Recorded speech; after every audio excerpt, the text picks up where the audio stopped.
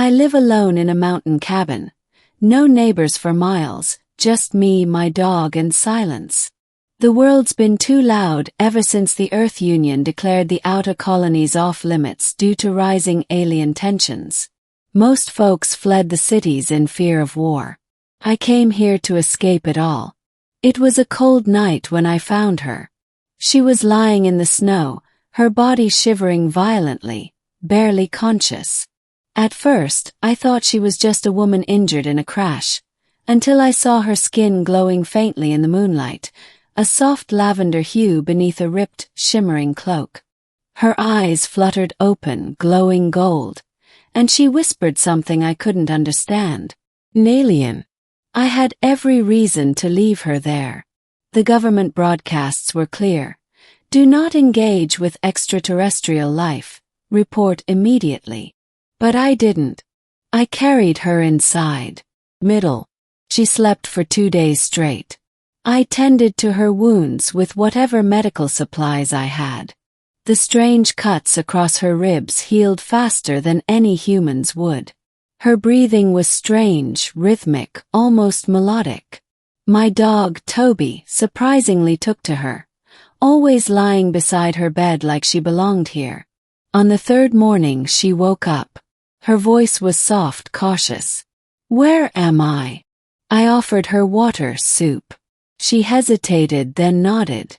"My name's Grant," I said, watching her closely. "You crashed out here. You're safe for now." She touched her chest. "My name is Sorry. I didn't mean to land here. My vessel was damaged. I was being hunted." "Hunted? By who?" She glanced toward the window, as if expecting something to descend from the clouds. "My people." Over the next few days, she told me pieces of her story. Lisari was part of the Zentari Dominion, a militarized alien race that believed in assimilation or destruction. But she was different, a researcher, not a warrior. She had learned too much about Earth's species, our emotions, our primitive compassion. She defected. They branded her a traitor. Now she was on the run. "I thought Earth would be safe," she said. "I was wrong." Lightbulb, their bond grows. Despite everything, her being alien, the risks, I found myself drawn to her. She was curious about everything. The snow, the firewood, my books, even my music player. Sometimes I'd catch her sitting by the fireplace, eyes closed, swaying gently to the sounds of old jazz. "Why did you help me?" she asked one night, her gaze intense. "I don't know," I admitted. "Maybe I'm just tired of doing what I'm told." Lisari smiled faintly. "That is a very human thing to say." There was a gentleness to her, a quiet strength. At night we'd talk for hours about the stars, about her planet with bioluminescent forests and twin moons. She'd sketch alien constellations into my dusty floor with her fingertip, explaining how her ancestors believed they were souls of ancient guardians. "You humans," she said, "feel so much even when it hurts. It's beautiful." I didn't know how to answer that.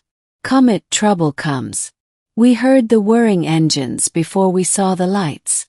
3 Zentari hunter drones descended through the clouds like vultures. Their searchlights cut through the forest, scanning the snow. Lisari froze at the window, her breath quickening. "They've found me." I grabbed my rifle, not that it would help, and told her to stay hidden in the crawlspace beneath the cabin. But she touched my hand. "No, they'll sense my heat signature. I won't risk you." "Then what's the plan?" Her golden eyes glowed brighter. "I call for an energy pulse. It will fry their tracking systems. But it will also reveal me." She was willing to die to protect me. I couldn't let that happen. "Do it," I said. "And when they're blind, we run." Collision climax. The pulse went off like a wave of thunder, bursting through the trees in an invisible shockwave. The drones spiraled mid-air, crashing into the snow, disabled. But the blast triggered a beacon, one that would alert the Zentari High Command. We had minutes. She turned to me, eyes full of something I couldn't describe. They'll come in force now. I have to go. No. You stay, you fight. I'll help you. You don't understand. If I stay, they'll kill everyone around me, including you. I couldn't bear it. I don't care if you're alien. You're not a threat to me. You've taught me more about peace in a week than humans have in a lifetime. She stared at me, then stepped forward slowly, cautiously, and pressed her forehead to mine. In my culture, she whispered, this means trust. I trust you, I said. He kissed me. Not out of lust. Not out of impulse. Was a thank you. Goodbye. Ran. Shooting star ending. The next morning, the forest was quiet again. No ships, no drones. Lissari was gone. I thought I'd imagined it all, until I found the alien pendant on my nightstand. A fragment of her cloak, now wrapped around a crystal that pulsed faintly with golden light. A message flickered in alien script across it. I don't know what it said, but I kept it. Months passed. The world slowly moved on. People went back to their cities. The threat of alien invasion faded as treaties were made in secret. But every night I look at the stars and wonder, is she still out there?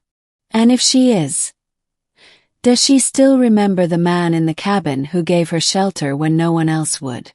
'Cause I remember her. And I always will.